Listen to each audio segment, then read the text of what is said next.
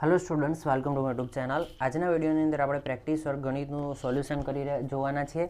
એની અંદર પાર્ટ 2 પ્રશ્ન નંબર 2 નો અ વિભાગ આપણે જોવાના છીએ। જુઓ, એની અંદર આપણને શું કીધું છે કે ભાઈ આપણને રકમો આપેલી છે, અલગ અલગ સમીકરણો। એની અંદર આપણને કીધું છે કે કયા ગુણધર્મનો ઉપયોગ કરેલો છે। ધ્યાન આપજો, આપણું જે પહેલું ચેપ્ટર છે એની અંદર આપણને ખબર હશે કે જે અલગ અલગ આપણે જૂથનો ગુણધર્મ, ક્રમનો ગુણધર્મ, એવી રીતે અલગ અલગ ગુણધર્મ શીખી ગયા। તો અહીંયા આપણને સમીકરણ આપેલા છે ને એના ઉપરથી આપણે કહેવાનું કે ભાઈ એમાં કયા ગુણધર્મ યુઝ થયો છે। તો સૌથી પહેલાં જુઓ કે આપણને શું કીધું છે કે 4/17 છે અને પ્લસ એમાં કેટલા ઉમેરેલા છે -4/17 બરાબર શું છે -4/17 અને +4/17। એનો મતલબ શું છે કે ભાઈ જુઓ, પહેલાં 4/17 વત્તા -4/17, પછી શું કર્યું -4/17 ને આગળ લાવીને +4/17 ને પાછળ લઈ ગયા। એનો મતલબ કે શું કર્યું, ક્રમ બદલ્યો। એનો મતલબ કે અહીંયા કયો ગુણધર્મ વપરાયેલો છે તો ક્રમનો નિયમ વપરાયેલો છે। અને કોના માટે તો કે સર સરવાળા માટે। તો પહેલામાં શું હશે, સરવાળા માટે ક્રમનો નિયમ। પહેલામાં કયો ગુણધર્મ વપરાયેલો છે તો કે સરવાળા માટે ક્રમનો નિયમ। ઓકે, બીજા નંબરમાં જોઈએ, 2/3 અને 3/2 એ સમય સંખ્યાઓ છે। તો 2/3 વત્તા 3/2 પણ સમય સંખ્યા જ હોય। તો આ શું કહેવા માંગે છે આપણને, ધ્યાન આપજો। શું કીધું છે, 2/3 અને 3/2 સમય સંખ્યા। હા બરોબર, કારણ કે બંનેનું સ્વરૂપ કેવું છે તો કે p/q સ્વરૂપ। આ પણ કેવા સ્વરૂપની, જે લોકોને સમય અસમય સંખ્યા ના ખબર હોય, બરોબર, સમય સંખ્યા કોને કહેવાય, તો એના માટે વેકેશનનું ગણિત નામની આપણી જે સિરીઝ હતી એની અંદર આપણે સમજાયેલું જ છે, જે આપણી આનંદ વિરાણી નામની યુટ્યુબ ચેનલ છે, એની અંદર વેકેશનનું ગણિત નામની જે આપણી સિરીઝ છે એમાં આપણે આ વસ્તુ સમય સંખ્યા અસમય સંખ્યા કોને કહેવાય સમજાયેલું છે। ઓકે, તો હવે ધ્યાન આપો, અહીંયા ધ્યાન આપો કે અહીંયા આપણને શું કીધું છે કે અસમય સંખ્યા કોને કહેવાય, શું અસમય સંખ્યા, સમય સંખ્યા કોને કહેવાય તો કે જેનું સ્વરૂપ p/q સ્વરૂપની સંખ્યા હોય, અંશ અને છેદવાળી। તો આ પણ સમય સંખ્યા અને આ પણ સમય સંખ્યા। અને એના ઉપરથી આપણને શું કીધું કે તો જો આ બંને સમય સંખ્યા હોય તો 2/3 વત્તા 3/2 એટલે કે બંનેનો સરવાળો પણ કેવો હોય તો કે એ પણ સમય સંખ્યા જ હોય। તો આ કયો ગુણધર્મ થઈ ગયો તો કે આ સર સંવૃત્તતાનો ગુણધર્મ થઈ ગયો। શું થઈ ગયો, સંવૃત્તતાનો ગુણધર્મ। કારણ કે સંવૃત્તતાના ગુણધર્મ શું હોય કે તમે સરવાળો કરો અને શું કરો, ધારો કે બે પ્રાકૃતિક સંખ્યાઓનો સરવાળો કરો, જવાબ તમને પ્રાકૃતિક સંખ્યા મળે તો સંવૃત્તતાના ગુણધર્મનું પાલન થાય છે।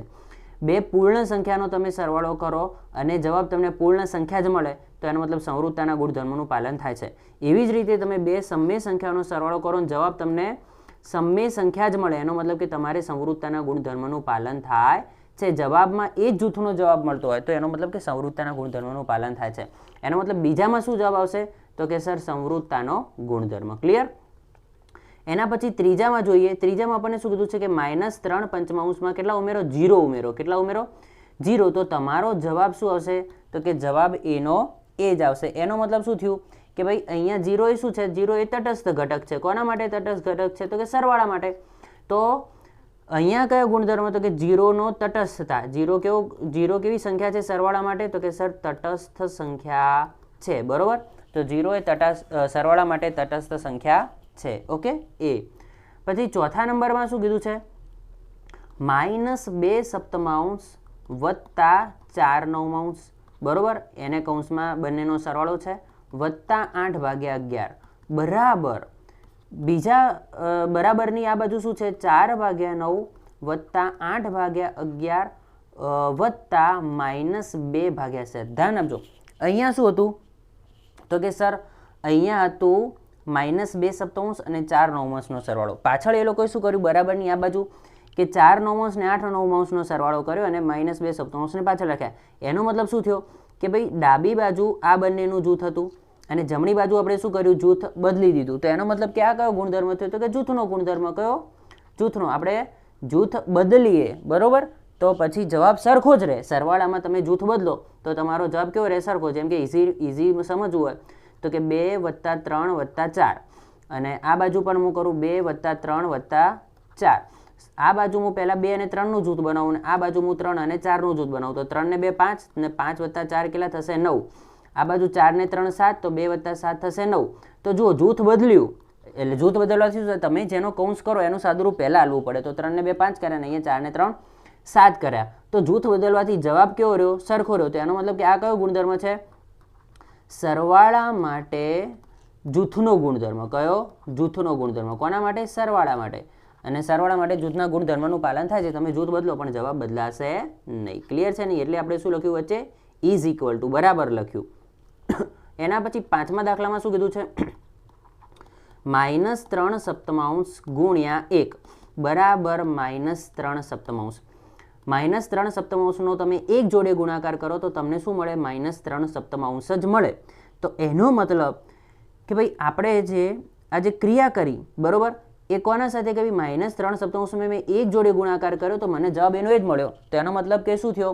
કે 1 એ ગુણાકાર માટે, કોના માટે? ગુણાકાર માટે કેવી સંખ્યા છે? તટસ્થ સંખ્યા છે. કેવી સંખ્યા છે? 1 એ ગુણાકાર માટે કેવી સંખ્યા છે? તટસ્થ સંખ્યા છે. ક્લિયર? ત્યારબાદ જોઈએ 6ઠ્ઠા નંબરમાં. 6ઠ્ઠા નંબરમાં શું છે? તો જુઓ -1/2 ગુણ્યા 3/4 બરોબર એ બંનેનું જૂથ બનાવેલું છે અને ગુણ્યા 5/9 છે. હવે તમે જુઓ કે પાછળ શું કર્યું કે -1/2 ને બહાર કરી દીધા અને પાછળની બે સંખ્યાઓ જે 3/4 અને 5/9 હતી એ બંનેના જૂથ બનાવી દીધા. તો એનો મતલબ કે ડાબી બાજુ આ પહેલી બે સંખ્યાનું જૂથ હતું અને જમણી બાજુ પાછળની બે સંખ્યાનું જૂથ બનાવ્યું. એનો મતલબ કે ભાઈ આ કયો ગુણધર્મ છે? તો કે સર જૂથનો ગુણધર્મ. અને જૂથનો ગુણધર્મ છે અને આમાં ક્રિયા કઈ છે? તો કે સર ગુણાકારની. એનો મતલબ ગુણાકાર માટે. કોના માટે? ગુણાકાર માટે જૂથનો ગુણધર્મ. એકદમ સિમ્પલ છે કે ભાઈ ગુણાકાર ક્રિયા કઈ કરેલી છે? તો કે ગુણાકારની. અને પ્રોસેસ શું કરી? તો કે સર બંનેમાં આપણે કૌંસ બદલ્યા. એનો મતલબ કે જૂથ બદલ્યું. પહેલા બંનેનું જૂથ હતું પછી પાછળની બે સંખ્યાનું. એનો મતલબ કે ગુણાકાર માટે જૂથનો ગુણધર્મ. ઓકે. ત્યારબાદ જોઈએ 7મા નંબરમાં આપણને શું કીધું છે? 7મા નંબરમાં જુઓ 7મા નંબરમાં -3/5 એ કૌંસની બહાર છે. કૌંસની અંદર શું છે? -1/2 વત્તા 3/4. ધ્યાન આપજો. હવે શું કર્યું? તો કે ભાઈ આવું કરેલું છે કે આ જે કૌંસની અંદર આ બે સંખ્યાનો સરવાળો છે ને કૌંસની બહાર 3/5 જે -3/5 છે એ ગુણાકારમાં છે. તો આમાં કયો ગુણધર્મનો ઉપયોગ થાય છે? તો કે a ગુણ્યા b + c બરાબર. હવે કૌંસની અંદર સરવાળો છે, કૌંસની બહાર સંખ્યા ગુણાકારમાં છે. તો જ્યારે હું કૌંસ લઈ લઉં તો એનો ગુણાકાર b જોડે થાય ને એનો ગુણાકાર c જોડે થાય. તો જો એનો ગુણાકાર b જોડે થાય તો શું આવે? a ગુણ્યા b. અને વચ્ચે શું છે? પ્લસ. તો પ્લસ a ગુણ્યા c. તો a ગુણ્યા c. તો આનો મતલબ કે ભાઈ આપણે શું કરીએ છીએ કે જ્યારે કૌંસ છોડીએ તો અંદર શું હતું? સરવાળો બરોબર. તો અને અંદર હતો સરવાળો અને બહાર હતો ગુણાકાર. તો ગુણાકારનું સરવાળા ઉપર વિભાજન. શું? ગુણાકારનો સરવાળા પર વિભાજન. કયો ગુણધર્મ છે? આને આપણે કયો ગુણધર્મ કે ભાઈ જો સરવાળો હોય કૌંસની અંદર ને બહાર ગુણાકારની નિશાની હોય તો જ્યારે કૌંસ છોડીએ તો એ સંખ્યા બંને જગ્યાએ ગુણાય. એવી રીતે અહીંયા -3/5 શું થશે? તો કે સર -3/5 -1/2 જોડે પણ ગુણાશે અને -3/5 એ સર 3/4 જોડે પણ ગુણાશે. આનો ગુણાકાર આના જોડે પણ થાય, આનો ગુણાકાર આના જોડે થાય. અંદર કૌંસમાં શું હતો? સરવાળો. બહાર શું હતું? ગુણાકાર. તો ગુણાકારનું સરવાળા ઉપર શું કર્યું? આપણે વિભાજન કર્યું. તો 7મા નંબરમાં શું આવશે?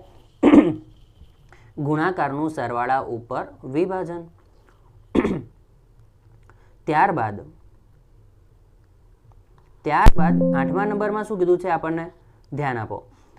5/12 અને 3/11 એ સમય સંખ્યા છે. આ બંને કેવી સંખ્યાઓ છે? સમય સંખ્યાઓ. તો 5/12 ગુણ્યા 3/11 એટલે કે આ બંનેનો ગુણાકાર કરીને જે જવાબ મળે એ પણ કેવી સંખ્યા હોય? તો એ પણ સર સમય સંખ્યા હોય. તો મેં તમને કીધું હતું ભાઈ જો અહીંયા બંનેનો ગુણાકાર કરો તો જવાબ તમને સમય સંખ્યા મળે. તો આ કયો ગુણધર્મ કહેવાય? સંવૃત્તતાનો ગુણધર્મ કહેવાય. અને નિશાની છે ગુણાકારની. તો એનો મતલબ ગુણાકાર માટે. કોના માટે? ગુણાકાર માટે સંવૃત્તતાનો નિયમ. સંવૃત્તતાનો નિયમ ખરી કે ભાઈ તમે બે સમય સંખ્યાનો ગુણાકાર કરો તો જવાબમાં તમને કેવી સંખ્યા મળે છે? તો કે સર અમને સમય સંખ્યા જ મળે છે. તો એનો મતલબ કે સંવૃત્તતાનો ગુણધર્મ થઈ ગયો.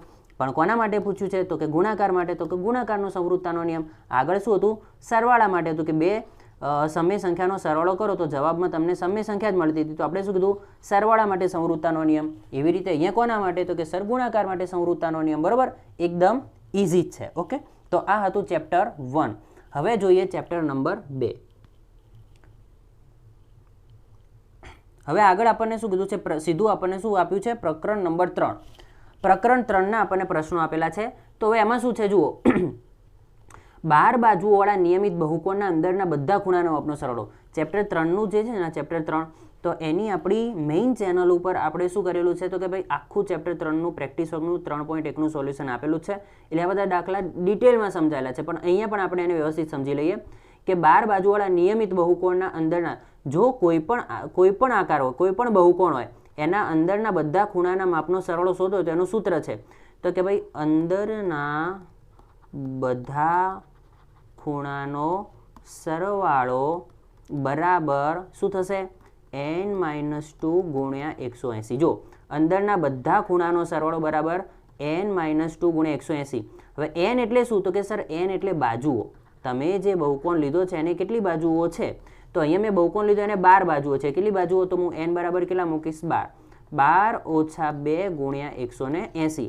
12 માંથી 2 જશે તો 10 ગુણ્યા 180, અને 180નો 10 જોડે ગુણાકાર થશે તો જવાબ કેટલો આવશે? તો કે 0. તો સર આવશે 1800°. કેટલો જવાબ આવશે?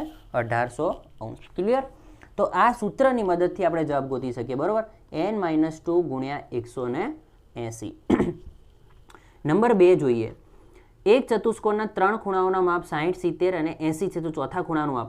કોઈ ચતુષ્કોણ આપણને આપેલો છે અને એ ચતુષ્કોણમાં એકનું માપ 60, એકનું 70, એકનું 80 અને ચોથાનું માપ ખબર નથી. તો ચોથા ખૂણાનું માપ શોધો. તો ચતુષ્કોણના આપણને ખબર કે ચતુષ્કોણના કોના? ચતુષ્કોણના ચારે ખૂણાના માપનો સરવાળો કેટલો હોય? તો કે સર એ તો 360 હોય. ચતુષ્કોણના ચારે ખૂણાના માપનો સરવાળો 360 હોય, આપણને ખબર છે. તો જો આપણે 3 ખૂણા આપેલા હોય તો આપણે ચોથો ખૂણો આના ઉપરથી શોધી શકીએ કે ભાઈ 60 વત્તા 70 વત્તા 80 વત્તા x બરાબર 360. ચતુષ્કોણના ચારે ખૂણાનો માપનો સરવાળો 360 માટે આપણે શું કહી શકીએ? ચારે ખૂણાનો સરવાળો બરાબર 360. હવે આ 3નો સરવાળો કરો કેટલો થશે? 0 0 વત્તા 0. અહીંયા થશે 14 12 ને 13 13 પછી 14 15 16 17 18 19 20 21. તો કેટલા આવશે? 21 એટલે 210 વત્તા x બરાબર 360. એક્સની કિંમત શોધવી છે મારે, તો હું શું કરીશ? એક્સને કરતા બનાવીશ અને 210 સામે જશે તો 360 ઓછા 210. તો 360માંથી 210 બાદ કરો, 0 માંથી 0 જાય 0, 6 માંથી 1 જાય તો 5, 3 માંથી 2 જાય તો 1. તો જવાબ કેટલો આવશે? તો કે સર 150. તો x બરાબર કેટલા આવ્યા? 150. તો જો 4 ખૂણામાંથી કોઈ 3 ખૂણાનું માપ આપેલું હોય તો ચોથા ખૂણાનું માપ આ રીતે આપણે શોધી શકીએ કે ભાઈ ચારે ખૂણાનો સરવાળો 360, એમાંથી xને એટલે કે જે ચોથા ખૂણાનું માપ આપણને ખબર નથી એને કરતા બનાવો, 210ને સામે લઈ જાઓ એટલે ત્રણેય ખૂણાઓના સરવાળાને 360માંથી બાદ કરી દો તો ચોથો ખૂણો આપણને મળી જાય. ક્લિયર છે કે નહીં? એના પછી 3 જોઈએ. દાખલા નંબર 3. એક ચતુષ્કોણના ચારે ખૂણાઓના માપ. કોઈ ચતુષ્કોણ આપેલો છે આપણને, એના ચારે ખૂણાના માપ એકનું 3x, એકનું 4x, એકનું 5x અને એકનું 6x. બરોબર? તો દરેક ખૂણાનું માપ શોધો. તો ફરીથી એની જ વસ્તુ કે 4 ખૂણાના માપ આપેલા, પરંતુ એના ખૂણા સંપૂર્ણ માપ નથી આપેલા, એક સ્વરૂપમાં આપેલા છે. તો આપણે શું કરવાનું કે આપણને ખબર છે ભાઈ ચારે ખૂણાના માપનો, તો અહીંયા લખવાનું તમારે કે ચારે ખૂણાના માપનો સરવાળો બરાબર 360. તમારે આવું કમ્પ્લીટ લખવાનું. પછી શું કરવાનો? સરવાળો કરવાનો કે 3x વત્તા 4x વત્તા 6x વત્તા 5x બરાબર 360. હવે શું કરવાનું? હવે આ બધાનો સરવાળો કરવાનો. 6 4 10 ને બાદ 15, 15 ને 3 18. તો 18x બરાબર 360. બરોબર? આ બધા સજાતીય પદો, બધાના ચલ કેવા છે? સરખા. તો બધાનો સરવાળો કરી શકાય. તો કુલ કેટલા x થયા? તો કે સર 18x. આપણે કોની કિંમત શોધવી છે? x ની કિંમત શોધવાની. તો x બરાબર કેટલા થશે? 360. 18 ગુણાકારમાં છે તો ક્યાં આવશે? ભાગાકારમાં. તો 18 દુ 36. તો 360 ને આપણે 18 વડે ભાગીએ તો x બરાબર કેટલા આવે? તો કે સર x બરાબર આવે 20. કેટલા આવશે? 20. એનો મતલબ કે આપણને x મળે. કેમ x શોધ્યા? કારણ કે આપણને ચારે ખૂણાના જે માપ આપેલા છે એક્સના સ્વરૂપમાં આપેલા છે. તો જુઓ, પહેલો ખૂણો હું નામ આપી દઉં કે p, q, r અને s. તો ખૂણા p નું માપ કેટલું હતું? તો કે સર 3x. તો x ની કિંમત આપણને મળી ગઈ. કેટલી મળી? તો કે 20. તો x ની જગ્યાએ 20 મૂકું તો 20 દુ 40, 20 તરી 60. તો પહેલા ખૂણાનું માપ કેટલું મળ્યું કે જેનું માપ 3x હતું, ખૂણા P નું માપ કેટલું મળ્યું 60 ડિગ્રી. એવી રીતે ખૂણા Q નું માપ શોધો. ખૂણા Q નું માપ કેટલું હતું 4x. x ની જગ્યાએ કેટલા મૂકીશું તો કે સર 20 મૂકીશ. તો 20 ચોક 80, તો જવાબ આવશે 80. ત્રીજા નંબરનો ખૂણો કયો હતો? ખૂણો R. એનું માપ કેટલું હતું તો કે સર 5x. x ની જગ્યાએ કેટલા મૂકવાના? 20 મૂકવાના. 20 પંચા કેટલા થશે? 100 થશે. ચોથો ખૂણો કયો હતો તો કે ખૂણો S. એનું માપ કેટલું હતું? 6x. 20 x ની જગ્યાએ કેટલા મૂકીશ તો કે 20 મૂકીશ. 6 દુ 12 કેટલા આવશે? 120. તો આનું માપ આવશે 120. તમે આ ચારનો સરવાળો કરશો તો જવાબ કેટલો મળી જાય? આપણને મળશે 100 + 80 એટલે 180 અને 60 ને 120 એટલે 180. 180 કેટલા થઈ જશે? 360. તો ચારે ખૂણાના માપનો સરવાળો 360 થઈ ગયો. મતલબ આપણા જવાબ કેવા છે? સાચા. તો સૌથી પહેલાં શું કરવાનું? ચારે ખૂણાનો સરવાળો કરવાનો અને એમાંથી એક્સને કરતા બનાવવાના, એટલે એક્સ મળી જાય એટલે પછી તમારી આપણી જે કિંમત હતી 3x 4x 5x, એમાં એક્સની જગ્યાએ જે એક્સની કિંમત મળી 20 એ મૂકી દેવાની, એટલે તમને ચારે ખૂણાના માપ મળી જાય. ક્લિયર છે કે નહીં? તો આ લખવાનું, પછી બીજા નંબરમાં આ લખવાનું. ઓકે, તો આ હતું ત્રીજાનું સોલ્યુશન. ચોથા નંબરમાં જોઈએ શું કીધું છે? એક નિયમિત બહુકોણમાં બાજુઓની સંખ્યા. જો બાજુની સંખ્યા આપેલી, કેટલી આપેલી છે? 20. તો પ્રત્યેક બહિષ્કોણનું માપ. હવે બહિષ્કોણનું માપ શોધવા માટે સૂત્ર છે બહિષ્કોણનું માપ બરાબર 360 ભાગ્યા n. બાજુ આપણને આપેલી જ છે 360. બાજુ કેટલી આપી છે? 20. 0 0 કેન્સલ. 18 દુ 36. બરોબર. તો 2 2 કેન્સલ થઈ ગયા તો કેટલા વધ્યા? 18. તો એનો મતલબ કે બહિષ્કોણનું માપ કેટલું મળ્યું? 18 ડિગ્રી, 18 અંશ. ઓકે, તો જો આપણને બાજુઓનું માપ આપેલું હોય, બાજુઓની સંખ્યા આપેલી હોય અને બહિષ્કોણનું માપ શોધવાનું કીધું હોય તો એના માટે તો સૂત્ર જ છે કે બહિષ્કોણનું માપ બરાબર 360 ભાગ્યા n. તો ઇઝીલી આપણે આ રીતે શોધી શકીએ. પ્રકરણ નંબર 4 જોઈએ. એમાં પહેલા નંબરમાં શું કીધું છે? એક ઘડામાં વિવિધ રંગના W, R, Y, G અને B એમ 5 દડા છે. યાદચ્છિક રીતે ચોક્કસ રંગનો એક દડો ખેંચતા તેની સંભાવના. હવે જુઓ, આમાં જે ચોથા ચેપ્ટરના જે બધા દાખલા આપેલા છે આપણને શેના આપેલા છે? સંભાવનાના આપેલા. કયા ટોપિકના આપેલા છે? સંભાવના ટોપિકના. કોઈ વાંધો નહીં, બહુ ઇઝી છે. હવે આપણે ઘડામાં 5 દડા છે. કુલ કેટલા દડા? તો સંભાવનાનું પહેલાં સૂત્ર લખી દો કે સંભાવના બરાબર શક્ય પરિણામો ભાગ્યા કુલ પરિણામો. શું? શક્ય પરિણામો ભાગ્યા કુલ પરિણામો. કુલ પરિણામો એટલે કે કુલ વસ્તુ કેટલી? જો અહીંયા આપણને શું કીધું? કુલ આપણા જે ઘડો છે, ઘડામાં કેટલા દડા? 5 દડા. તો આપણા કુલ પરિણામ, કારણ કે 5માંથી કોઈ એક દડો તો આવવાનો જ, એટલે કુલ પરિણામ કેટલા થઈ ગયા? 5. પણ આપણે જે દડો પસંદ કરશું એ દડો કેવો હશે? ધ્યાન આપજો. યાદચ્છિક રીતે ચોક્કસ રંગનો એક દડો ખેંચતા તેની સંભાવના કેટલી? તો હું કોઈ જો 5 હું ઘડામથી એક દડો પસંદ કરીશ. ધ્યાન આપજો. બરોબર. ઘડામથી કેટલો? તો કોઈ એક રંગનો. હવે જુઓ, આપણા જે ઘડાની અંદર કુલ 5 દડા છે અને 5 દડા કેવા? અલગ અલગ રંગના. જો એક W, R, Y, G અને B. W એટલે શું? વ્હાઇટ, રેડ, યલો, ગ્રીન અને બ્લેક, એમ 5 દડા. તો હું કોઈ એક દડો પસંદ કરીશ તો કોઈ એક જ રંગનો હોવાનો. હું દડો પસંદ કરીશ તો કો તો મને સફેદ રંગનો મળે, કો તો મને લીલા રંગનો મળે, કોઈ પણ એક જ રંગ. જો તો એનો મતલબ કે શક્ય પરિણામમાં શું આવશે? 1 આવશે. જો આપણી પાસે આપણને એમ કીધું કે ભાઈ 2 લાલ દડા છે અને એક પીળો છે, એક ગ્રીન છે, તો પસંદ કરેલો દડો જ્યારે આવે તેમાં ફરજિયાત એમાં કેવું પડે કે ભાઈ એક રંગનો દડો મળે નહીં, કારણ કે લીલા રંગના તો 2 દડા છે. તો એમાં પર્ટિક્યુલર એ લોકો રકમ બદલવી પડે કે ભાઈ શું હોય? તો કે ભાઈ લીલા રંગનો દડો આવવાની સંભાવના કેટલી? પણ અહીંયા આપણને શું કીધું કે એક રંગનો દડો, ચોક્કસ રંગનો દડો ખેંચતા. તો બધા રંગના કેવા? એક એક જ દડા છે. તો ભાઈ શક્ય પરિણામ કેટલા આવશે? 1 જ આવશે. તો 1/5. ક્લિયર? ત્યાર પછી બીજા નંબરમાં શું કીધું છે? એક ચક્રના 4 સરખા, એક ચક્ર છે એના 4 સરખા ભાગ A, B, C, D એમ કરેલા છે.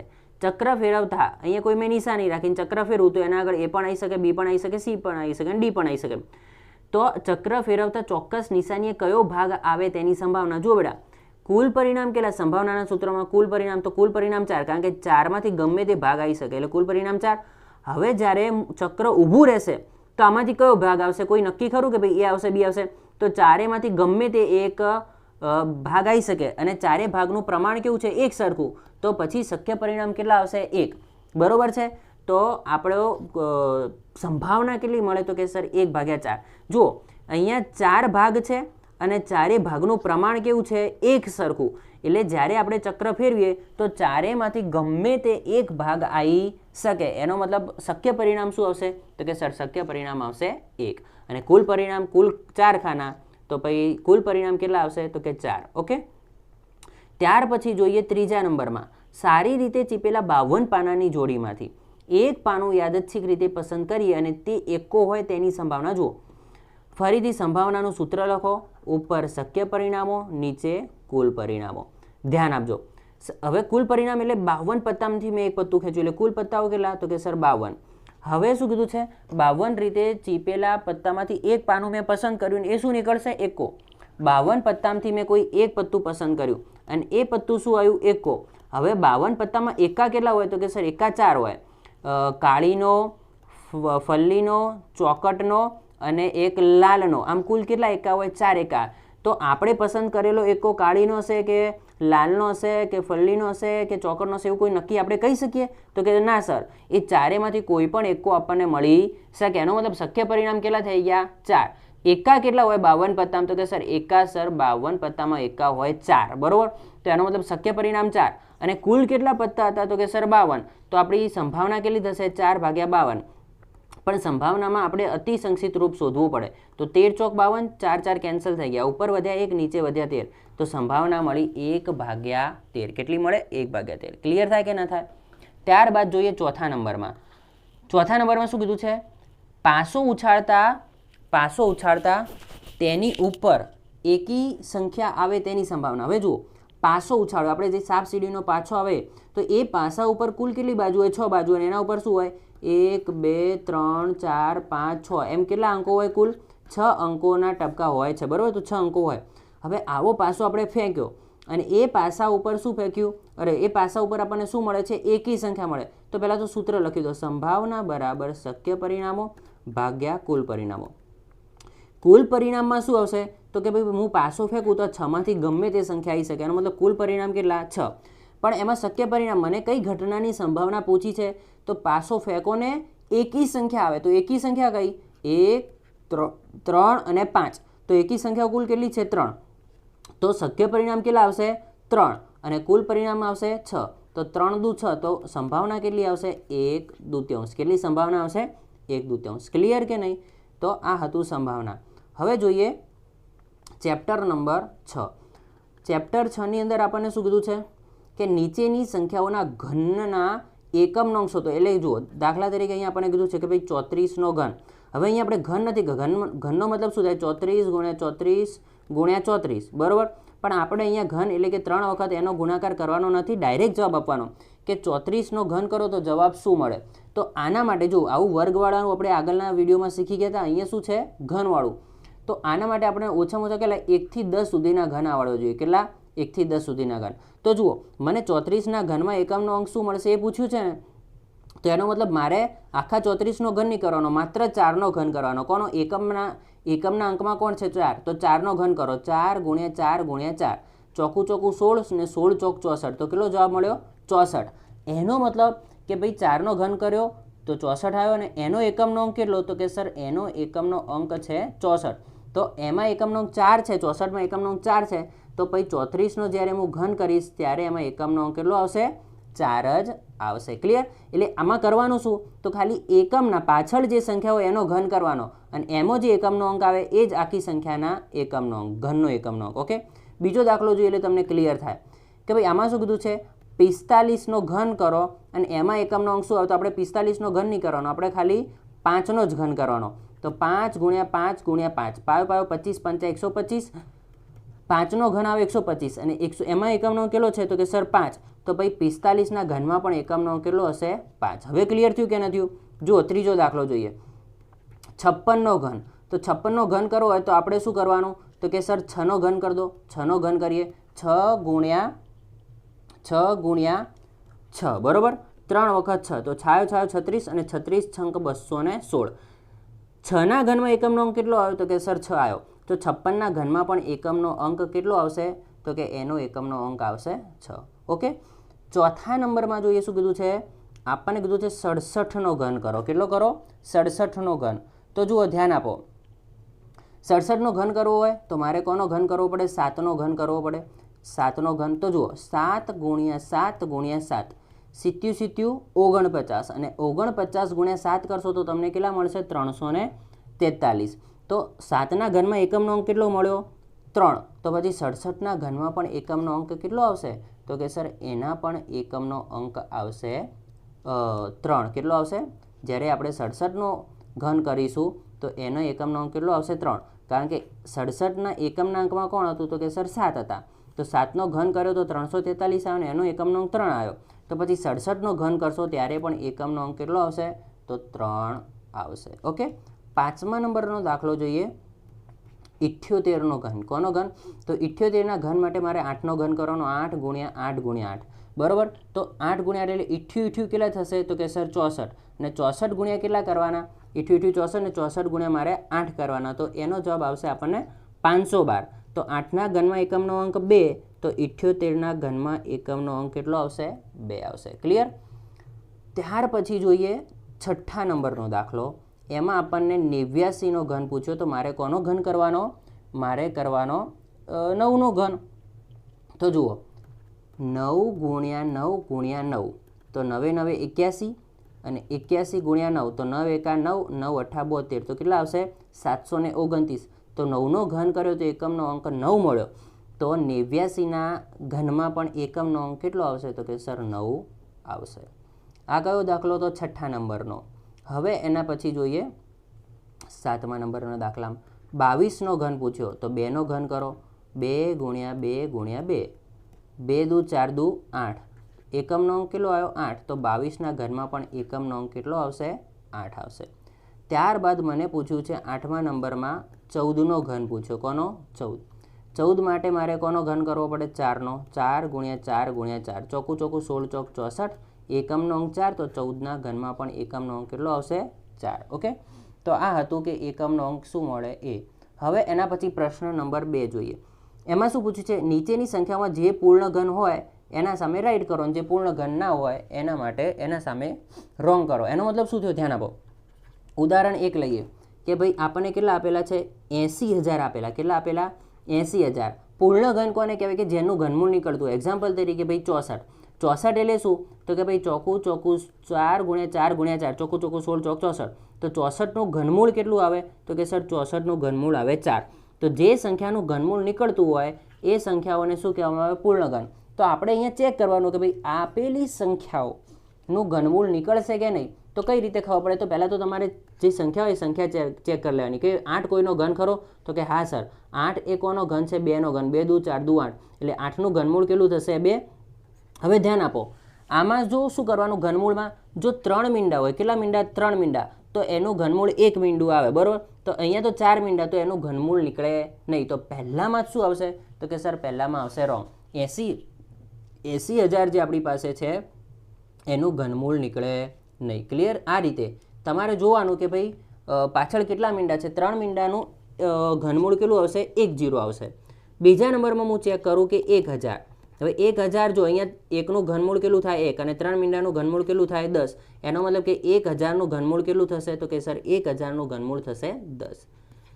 ત્રીજા નંબરમાં શું કીધું છે 6,40,000 છે. કેટલા છે 6,40,000. 64નું ઘનમૂળ તો આપણે કીધું ભાઈ 64નું ઘન 64 એ 4નો ઘન છે પણ 4 મીંડાનું ઘનમૂળ નીકળે નહીં. એનો મતલબ ભાઈ આનું ઘનમૂળ નીકળશે નહીં. ચોથા નંબરમાં આપણને શું કીધું છે 800. અહીંયા પણ 2 મીંડા તો 2 મીંડાનું ઘનમૂળ ના નીકળે. આગળ વધો 5મા નંબરમાં શું કીધું છે 27,000. કેટલા કીધા છે પાછળ કેટલા મીંડા 3 મીંડા તો અહીંયા આવશે 1 0. 27 કોઈનો ઘન ખરી તો કે હા સર 3 ગુણ્યા 3 ગુણ્યા 3 3 તરી 9 તરી 27. તો પછી શું આવશે સર આ બધું કઈ રીતે ખબર પડે તો મેં તમને કીધું એવી રીતે તમને ઓછામાં ઓછા 1 થી 10 સુધીના ઘન અને 1 થી 20 સુધીના વર્ગ તો કમ્પ્લીટ આવડવા જોઈએ. 27નું ઘનમૂળ થશે 3 અને 3 0નું 0. તો 27,000નું ઘનમૂળ કેટલું આવે તો કે સર 30. એટલે એના સામે શું આવશે રાઈટ. ઓકે, છઠ્ઠા નંબરમાં જોઈએ 6400. જો અહીંયા 2 0 એનું ઘનમૂળ નીકળે નહીં એટલે એના સામે શું આવશે રોંગ. 7મા નંબરમાં શું કીધું છે 1,25,000. 1,25,000. 3 0 એટલે એનું ઘનમૂળ 1 0. 125 કોઈનો ઘન ખરી તો કે હા સર 5નો ઘન. પાયો 25 5 125. તો 125નું ઘનમૂળ આવશે 5. તો પછી 1,25,000નું ઘનમૂળ કેટલું મળ્યું તો કે સર 50. ઓકે, તો એનું ઘનમૂળ મળે એટલે એની સામે આવશે રાઈટ. 8મા નંબરમાં જોઈએ શું કીધું છે આપણને 10,000 કીધા. જો 4 0 એટલે એનું ઘનમૂળ નીકળે નહીં, તો એના સામે આવશે રોંગ. ઓકે, આટલી સિમ્પલ વસ્તુ હતી. ત્યાર પછી જોઈએ પ્રશ્ન નંબર 2 અને એનો બ. ધ્યાન આપજો, શું કીધું છે? પ્રશ્ન નંબર 2 અને એનો બ. આમાં શું છે? આમાં ખરા ખોટા છે. તો ફટાફટ જોઈ લઈએ કે ભાઈ આપણને શું કીધું છે? 2/3 ગુણ્યા 2/3 બરાબર 1. જો અંશનો ગુણાકાર અંશ જોડે, છેદનો ગુણાકાર છેદ જોડે, 2 દુ 4 અને 3 તરી 9. 4/9 જવાબ મળે, 1 મળતો નથી. આનો મતલબ કે પહેલું વાક્ય કેવું છે? ખોટું. બીજા નંબરમાં શું કીધું છે? -3/4 વત્તા 3/4 બરાબર 0. -3/4 વત્તા 3/4 બરાબર 0. જો ભાઈ 3/4 3/4 બંને સમાન સંખ્યાઓ અને એક ધન ને એક ઋણ, તો પ્લસ માઇનસ માઇનસ એટલે કેટલા થઈ જશે? 0. તો એનો મતલબ કે બીજા નંબરનું કેવું છે? રાઈટ. ત્રીજા નંબરમાં શું કીધું છે? સોરી, આડાવડું થઈ ગયું. આ કયા નંબરનું હતું? ત્રીજા નંબરનું. તો ત્રીજા નંબરનું કેવું હવે? ખરું. હવે જુઓ બીજા નંબરનું જોઈએ. -5/7 ગુણ્યા -7/5 બરાબર ગુણ્યા 1. તો જો -5/7 અને એનો ગુણાકાર કોની જોડે છે? -7/5 એટલે એકબીજાના વ્યસ્ત છે. અને વ્યસ્ત સંખ્યાઓનો ગુણાકાર કરો તો જવાબ હંમેશા કેટલો આવે? 1 જ આવે. 7 7 કેન્સલ થઈ ગયા, 5 5 કેન્સલ થઈ ગયા, માઇનસ માઇનસ પ્લસ થઈ ગયા, તો કેટલો જવાબ આવ્યો? 1. એનો મતલબ કે બીજું પણ કેવું છે? રાઈટ. ઓકે, તો બીજું અને ત્રીજું રાઈટ છે. હવે કયા નંબરનું? આપણે ચોથા નંબરમાં શું કીધું છે? કે ચોથા નંબરમાં કીધું છે -1.3/4 ને p ભાગ્યા q સ્વરૂપ, એટલે મિશ્ર પૂર્ણાંક આપેલો છે. એને શેમાં ફેરવવાનો છે? આપણે અપૂર્ણાંકમાં ફેરવવાનો છે. તો 4 એકા 4 અને 4 ને 3 કેટલા થશે? 7. તો -7/4 આપણને આપેલા છે. તો એમને પણ જવાબમાં કેટલા કીધા છે? -7/4. એનો મતલબ કે આ કેવું છે? ખરું છે. તો આમાં આવશે રાઈટ. ઓકે, આ તો આવડે ને બધાને ફેરવતા કે -1.3/4. તો ભાઈ 4 એકા 4 આ બંનેનો ગુણાકાર, જે જવાબ આવે ઉપર સરળો. 4 એકા 4, 4 ને 3 7. તો જવાબ આવશે 7/4 અને માઇનસની નિશાની હતી તો આગળ આવશે માઇનસ. પાંચમા નંબરમાં શું કીધું છે? -3/4 વત્તા 2/5 બરાબર -2/5 વત્તા 3/4. એનો મતલબ કે ભાઈ જો -3/4 2/5 અને શું કર્યું? -2/5 વત્તા 3. એમને પેલું એ કર્યું, આપણને શું કહેવાય? જૂથ બદલ્યું. બરાબર, પણ જૂથ બદલ્યું તો પણ એમાં એક સમસ્યા થઈ કે જ્યારે આપણે ક્રમ બદલીએ, આપણે સંખ્યાને આગળ પાછળ કરીએ તો સરવાળા માટે ક્રમનો નિયમ લાગુ પડે. પણ એમને શું કર્યું કે ભાઈ માઇનસની નિશાની કોના પાસે હતી? 3/4 જોડે. એ કોને આપી દીધી? -2/5 જોડે. એટલે સંખ્યા બદલાઈ ગઈ. અને પ્લસ માઇનસ બદલાય. જુઓ, હું 2 + 3 કરું અને 3 + 2 કરું તો જવાબ ના બદલાય. પણ જો હું -2 + 3 કરું અને -3 + 2 કરું, જુઓ આમાં પણ મેં સંખ્યા આગળ પાછળ કરી પણ નિશાની બદલી દીધી. -2 આગળ માઇનસ હતા, હવે કોને આપી દીધા? 3 ને. તો 3માંથી 2 જાય તો -1 આવે, અને આમાં 3માંથી 2 જાય તો 1 આવે. તો જવાબ શું થઈ જાય? બદલાઈ જાય. તો આમાં નિશાની બદલી દીધી એટલે આમાં ક્રમનો નિયમ લાગુ પડે નહીં. તો આમાં શું આવશે? ખોટું આવશે. ઓકે, એટલે આ ધ્યાન આપવાનું કે ભાઈ જો આ માઇનસ એમને 3/4 જોડે જ રાખ્યા હોત તો આ જવાબ સાચો આવત. પણ શું કર્યું? નિશાની બીજી સંખ્યાને આપી દીધી તો જવાબ શું થઈ જાય? બદલાઈ જાય. જે તમે નીચેના એક્ઝામ્પલથી સમજી શકો. ત્યાર પછી છઠ્ઠા નંબરમાં આપણને શું કીધું છે? -3/8 ગુણ્યા -8/3 બરાબર 1. તો જુઓ 3/8 ગુણ્યા 8/3. તો અહીંયા પણ સેમ વસ્તુ કે ભાઈ -3/8 ગુણાકાર એની વ્યસ્ત સંખ્યા જોડે કર્યો. તો કોઈ પણ સંખ્યાનો વ્યસ્ત જોડે ગુણાકાર કરીએ તો પછી જવાબ કેટલો આવે? 1 આવે. તો શું આવશે? ખરું આવશે. ઓકે, જુઓ આપણે નંબર 7 જોઈએ. 3.2 માં પૂર્ણાંક 3 છે. પૂર્ણાંક 3 છે. હા બરોબર. આને શું વંચાય? 3.2. એમાં 3 એ પૂર્ણાંક છે અને 2 શું છે? અપૂર્ણાંક. બરોબર, તો એ કેવું આવશે? ખરું આવશે. બરોબર. આઠમા નંબરમાં આપણને શું કીધું છે? કે 1.3/4 ગુણ્યા -2.3/7 ગુણ્યા 0 બરાબર 0. ભાઈ જુઓ, આ પહેલી સંખ્યા, બીજી સંખ્યા અને ત્રીજી સંખ્યા ત્રણેય ગુણાકારમાં, અને એમનો આ બંને સંખ્યાનો ગુણાકાર કોના જોડે? 0 જોડે. 0 જોડે કોઈ પણ સંખ્યાનો ગુણાકાર કરો તો આપણને જવાબ શું મળે? તો કે જવાબ 0 મળે. તો એમાં શું આવશે? 0. તો એમને 0 આપેલું છે તો બરાબર કેવું આવશે? ખરું. ઓકે, એટલે ખરું. ત્યારબાદ હવે જોઈએ પ્રકરણ નંબર 3 ખરા ખોટા. સૌથી પહેલા નંબરમાં શું કીધું છે? કે લંબચોરસ એ નિયમિત બહુકોણ છે. બરોબર. હવે નિયમિત બહુકોણ કોને કહેવાય ભાઈ? કે જે બહુકોણમાં બધી બાજુઓના માપ સરખા હોય. હવે આપણને લંબચોરસ કીધું. લંબચોરસમાં ચારે બાજુના માપ સરખા હોય નહીં, સામસામેના જ સરખા હોય, તો એને નિયમિત બહુકોણ કહેવાય નહીં. એટલે પહેલામાં આવશે ખોટું. બીજા નંબરમાં લંબચોરસના બંને વિકર્ણોના માપ સમાન હોય, તો આ સાચું. લંબચોરસ અને ચોરસ બંનેમાં વિકર્ણોના માપ કેવા હોય? સમાન હોય. એટલે બીજું કેવું આવશે? રાઈટ. ત્રીજા નંબરમાં લંબચોરસના ત્રીજા નંબરમાં સમબાજુ ચતુષ્કોણના બંને વિકર્ણોના માપ કેવા હોય? સમબાજુ ચતુષ્કોણ, તો એમાં વિકર્ણો માપ સમાન હોય? તો કે ના સર, મેં તમને કીધું કે ભાઈ લંબચોરસ અને ચોરસની અંદર વિકર્ણોના માપ સમાન હોય, બીજામાં ના હોય. તો આપણને શેમાં પૂછ્યું હતું? સમબાજુ ચતુષ્કોણમાં વિકર્ણોના માપ સરખા હોય? તો કે ના હોય. તો કેવું આવશે? ખોટું આવશે. ઓકે. ચોથા નંબરમાં આપણને શું કીધું છે? લંબચોરસના દરેક બહિષ્કોણનું માપ 90 હોય. તો સાચી વાત છે ભાઈ, લંબચોરસના ચારે ખૂણાનું માપ કેવું? 90. તો સામે એમના બહિષ્કોણનું માપ કેટલું થાય? 90. કારણ કે અંતઃકોણ વત્તા બહિષ્કોણનો સરવાળો કેટલો થાય? 180. તો અંદરના ખૂણાનું માપ 90 હશે, તો બહારના ખૂણાનું માપ પણ કેટલું આવે? 90 આવશે. એટલે એ કેવું આવશે? એ સાચું આવશે. પાંચમા નંબરમાં આપણને શું કીધું છે? ત્રિકોણના બધા ખૂણાઓના માપનો સરવાળો 360 થાય. ત્રિકોણના ત્રણેય ખૂણાનો માપનો સરવાળો 360 થાય? તો કે ના સર, એ તો 180 થાય. તો એમને શું કીધું કે ભાઈ 360 થાય, એનો મતલબ પાંચમામાં શું આવશે? ખોટું. છઠ્ઠા નંબરમાં શું કીધું છે?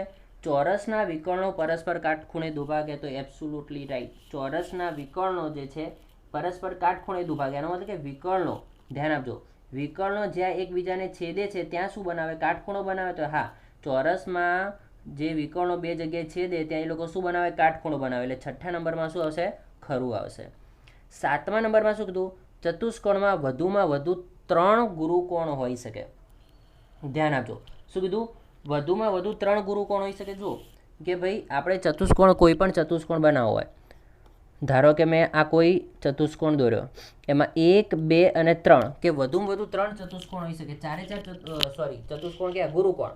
શું 4 ગુરુકોણ હોઈ શકે? જો 4 ગુરુકોણ એટલે 90 થી મોટા ખૂણા. જો 4 90 થી મોટા ખૂણા હોય તો 9 ચોક 36, એટલે ચારે ખૂણાના માપનો સરવાળો કેટલો થઈ જાય?